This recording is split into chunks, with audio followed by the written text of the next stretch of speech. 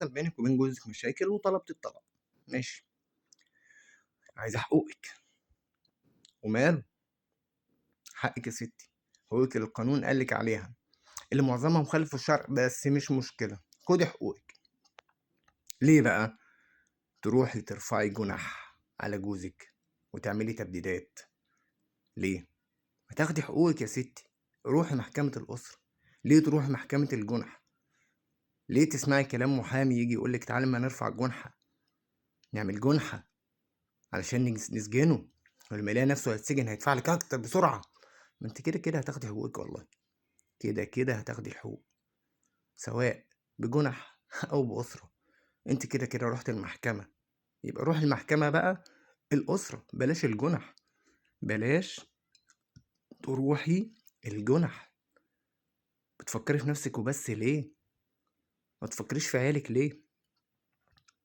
عيالِك دول لمّا يكبروا وييجوا يقدّموا في كُلّية من الكُلّيات اللي بتطلب استعلام أمني، أو وظيفة بتطلب استعلام أمني، ويلاقوا أبوهم سوابق، متسجّل في الCV بتاعه جُنح وأحكام، أي نعم خَد فيها براءة، بس متسجّلة سوابق، بقى سوابق، لإن عليه حُكم و2 و3 وأنتِ اللي واخداهم عليه، بتدمّري مستقبل عيالِك بإيديكِ ليه؟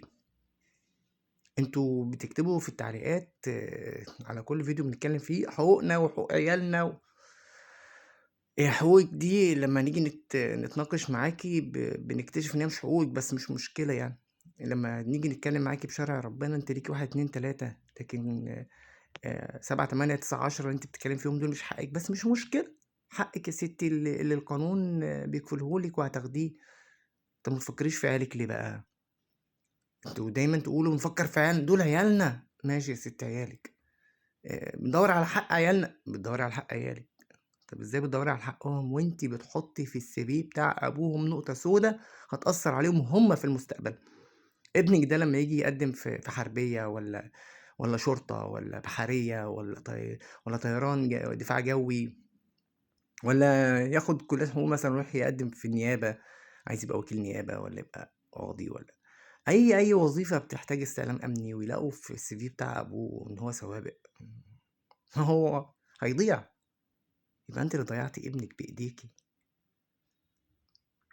أنتم بتتصرّفوا تصرفات غلط، وفي دماغكم إن أنتم بتتصرّفوا الصح، لأ، خلي بالِك يا ست الكل، أنتِ بتدمّري مستقبل عيالِك بإيديكِ، ما بتدوّريش على حقِّك وحق عيالِك، أنتِ بتدمّري مستقبل عيالِك بإيديكِ.